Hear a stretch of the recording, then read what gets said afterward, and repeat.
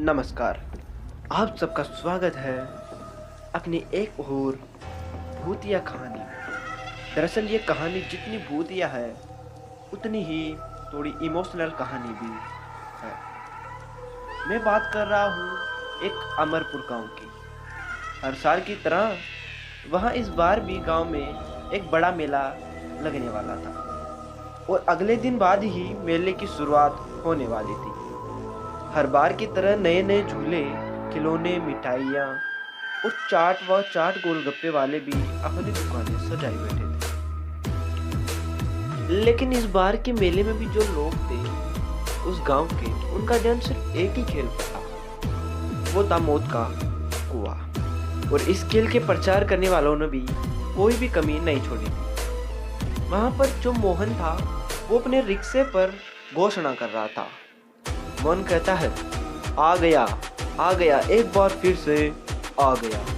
जिस खेल ने जीता है सबका दिल, एक बार फिर से आपके गांव में आ गया।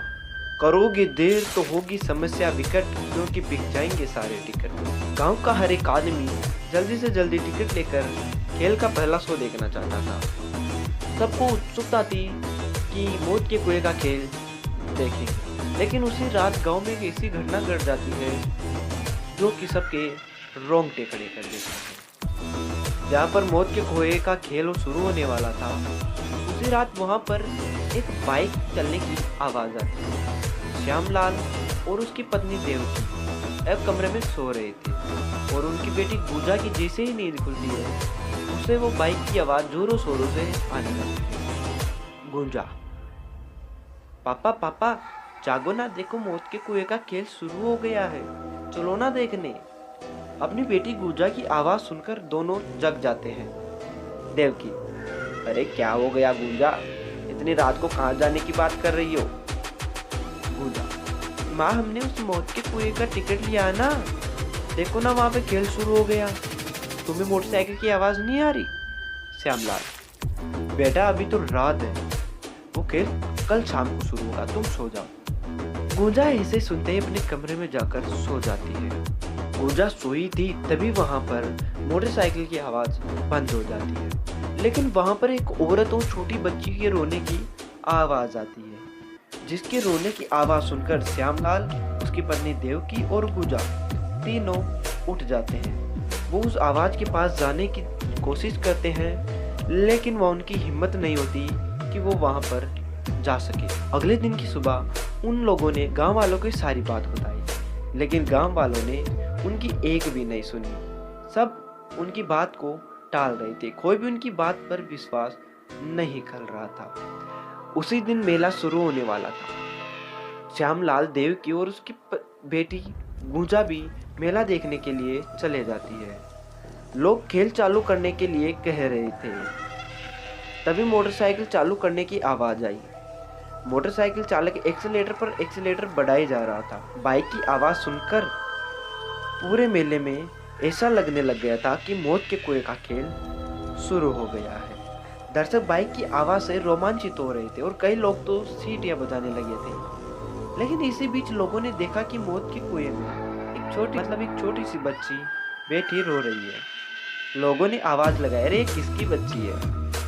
कोई उस बच्ची को निकालता उससे पहले लोगों ने देखा कि कुएं के अंदर अचानक एक औरत भी आ गई। उस औरत का चेहरा बहुत डरावना था और वह औरत उस बच्ची को गोदी में उठा लेती है। लेकिन उस बच्चे की आंखों से आंसू की तरह खून के आंसू निकल रहे थे। जब मौत के कुएं के मालिक को ये बात पता चली तो उसने अपने स्टाफ को बहुत डांटा कि तुम तो बिना काम किए ही पैसे लेने के बारे में सोच रहे हो। अगले दिन के शो की तैयारी करो, जाके ये फालतू बातें मत करो। लेकिन उसी रात जब मालिक गहरी नींद में सो रहा था, तभी उसे तेज बाइक चलने की आवाज आती है। मालिक पहले ही गुस्से में था और वो हड़बड़ाहट से उठकर उस बाइक के पास गुस्से भरी आंखों से चला गया। वहां पहुंचते ही उसने जो देखा उसे अपनी आंखों पर विश्वास नहीं हुआ।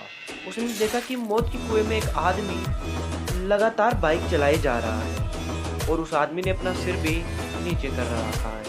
मालिक ने उसे बुलाया, लेकिन मोटरसाइकिल के चालक ने कोई भी जवाब नहीं दिया। दूसरी ओर ये आवाज़ पूरे गांव में गूंज रही थी, तो पूरे गांव वाले सरपंच के साथ वहां पर उस जगह पर उस मेले में पहुंच जाते हैं। श्यामलाल के साथ देवकी भी और उसकी बेटी गुजा भी वहां पहुंचती है।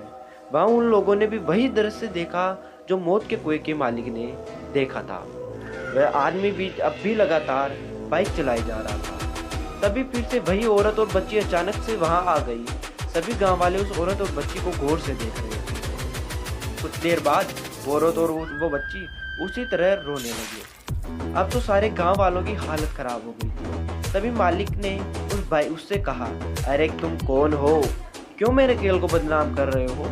मालिक की बात सुनकर बाइक चलाने वाला अपना सिर ऊपर करता है। उसे देखकर मालिक के होश उड़ जाते हैं। उसकी आवाज लड़खड़ाने लग जाती है। मालिक कहता है, अरे तुम कहां से आ गई? विक्रम, तुम तो। इतने में ही सरपंच बोलता है, अरे कौन है, क्या तुम इसे जानते हो? तब बाइक चलाने वाला अपना बाइक रोकता है और कहता है, क्यों मालिक, आप बताओ या मैं बताऊं इन्हें? मालिक, मैं क्या बताऊं, मुझे कुछ नहीं पता। तब विक्रम ने बताना शुरू किया, गाँव वालों आप लोग ही बताइए, मेरा क्या दोष है? हम तो कलाकार हैं, हमें तो खेल दिखाकर अपनी रोजी रोटी चलानी होती है, अपने बच्चों का पालन पोषण करना होता है। लेकिन कुछ भी हो जाता है तो ये मालिक लोग हमें मौत के मुंह में ढकेलकर खुद वहाँ से चले जाते हैं। अब जब हमारे परिवार वाले इनके पास आते हैं तो इनकी कोई भी मदद नहीं करते, बल्कि उन्हें धक्के देकर वहाँ से निकाल लेते हैं। ऐसे ही मेरी भी मौत हुई थी और इस मालिक ने मेरी पत्नी और मेरी बच्ची को धक्के देकर वहाँ से निकाल दिया। विक्रम की यह बात सुनकर गांव वाले उस मालिक को चारों तरफ से घेर लेते हैं मारने के लिए। मालिक, अरे मुझे छोड़ दो, मुझसे गलती हो गई। तभी सरपंच बोलता है, हम तुम्हें एक ही शर्त पर छोड़ेंगे कि तुम्हें अपने यहाँ काम करने वाले की गारंटी लेनी होगी। अगर उसे कुछ भी हो जाता है तो उसके परिवार को बेसहारा नहीं छोड़ोगे। अरे आजकल तो बीमा हो जाता है, तुम इनका बीमा क्यों नहीं करवाते? सबका बीमा करवा देते। सरपंच की बात मालिक मान लिया। उसने सभी का काम करने वालों का बीमा करवाया। विक्रम जीते जी अपने परिवार के लिए कुछ नहीं कर पाया, लेकिन मरने के बाद अपने साथियों का भविष्य सुरक्षित करके गया है वो। दोस्तों, इस कहानी को पढ़ने में अगर मेरे से कोई गलती हुई हो तो क्षमा जरूर कर दीजिएगा। मिलते हैं हमारी ऐसी मज़ेदार कहानी में।